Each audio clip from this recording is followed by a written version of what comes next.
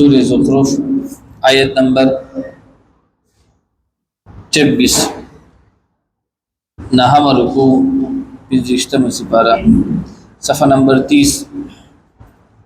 أعوذ بالله من الشيطان الرجيم بسم الله الرحمن الرحيم وإذ قال إبراهيم لأبيه وقومه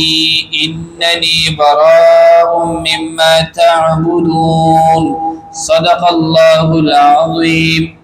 سورة زخرف آیت نمبر 26 نهم رکو 25 سپارہ پدې آیتونو کې د حضرت ابراهيم عليه السلام واقعه ده او د ابراهيم عليه السلام دلیل دی پدې کې دلیل د دې خبرې ده چې پلار ته ویل چې انني براء مما تعبدون چې دا کوم بوتانو تاسو عبادت کوي د هغه نه زسیما بری یما او دیو پدې کې دا معلومیږي چې د غلطو مشرانو تقلید کول دا هم صحیح نه ده مشران که چرته په غلطه لار باندې رواني د هغه تقلید کول دا صحیح نه ده دلته د حضرت ابراهيم عليه السلام پلار دی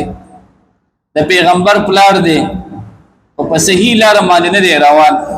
نو پلار ته خپل سویا انني براء مما تعبدون پلار ته چې په کومه لار باندې رواني زداغې نسیما بری یما لہذا کم مشرت ته په غلطه باندې روان نو کشران به د هغه تقلید نه کوي به دا خبره بیانېږي واذ قال ابراهيم لابيه هر کله چې ویل ابراهيم عليه السلام خپل پلار ته وقومه او خپل قوم ته انني براء مما تعبدون بشک ز بیزار یما لهغه سنه چې تاسو عبادت کوئ الا الذي مگر تاسو وا دهغه ذاتنا فطرني چې پیدا کړم ز فانه سيهدي بشک هم هغه دې زما لار خي وجعلها اقرا الله كلمه يا وكلمه باقيه باقي پات کیدونکي فی عاقبی تدب اولاد کی لعلهم یرجعون شاید چی دی رجوع کری بل متعتو اللہ فرمائی وچی کم کافران دی دی پلاران دی چی کم نکون دی اللہ وچی ما دی تا چی کم دی ہر قسم فائدہ ورکلا مالونم ولورکل اولادونم وتورکل عزتونم وتورکل او وچی کل دی تا پیغمبر راغللو او کله دې ته چې کم دی حق کتاب راغلو قران او مجید تورات زبور انجیل وغیرہ دې دې چې کم دی خبر وکلا چې هاذا سحر دا یو جادو ده وان به کافرون او دا یو جادو ده چې موږ د دې سکو انکار کوو نعوذ بالله من ذلک پیغمبر ته قران ته جادو ویل او دوی مې د هغه نه سو کلو انکار وکړ حالانکه الله و چې دې ته موږ هر قسم سور کړي وا فائدې ور کړي وي بل متعت هؤلاء بلکې ما فائدہ او رسول دیتا وآباءهم او دې پلارانو ته حتى جاءهم الحق تر دې چې را لیدویتا حق دین ورسول مبین او پیغمبر ښکارا ولما جاءهم الحق او هر کله چې را لیدویتا حق قالوا ندی هذا سحر هذا سحر جدا جادو دی وان به كافرون او بشک من الذين انکار کوونکي وقالوا ادي لولا نزل دي کافرانو به یو بل خبره کوله وې د دې مکی او د طائف په مینس کې مالدار خلق اوسېږي چې ولید ابن مغیره دا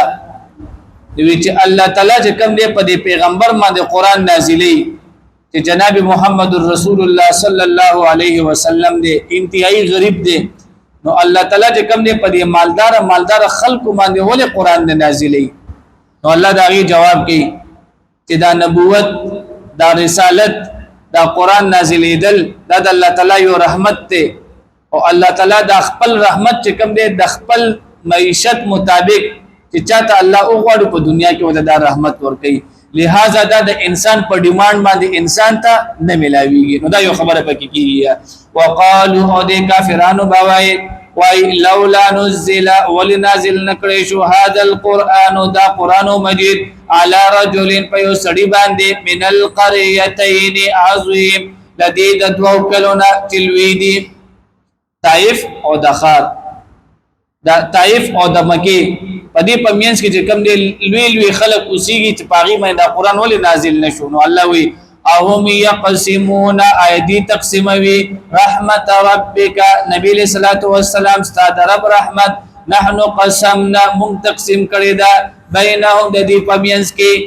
معیشتهم د دې روزي فی الحیات الدنیا پښون په دنیا کې ورفعنا بعضهم او اوچت کړو مونږه دا بعضهم ذلیل دوینا بعض فوق بعض فزنو باندې درجات په مرتبو کې ليتخذ بعضهم بعض سخريا كوني سيزن لدوینا زنی خدمتگار ورحمت ربك خير ونبي صلى الله عليه وسلم استاد رب رحمت غرد مما لا غسنا يجمع تجمع کوي دوی واخر الدعوانا الحمد لله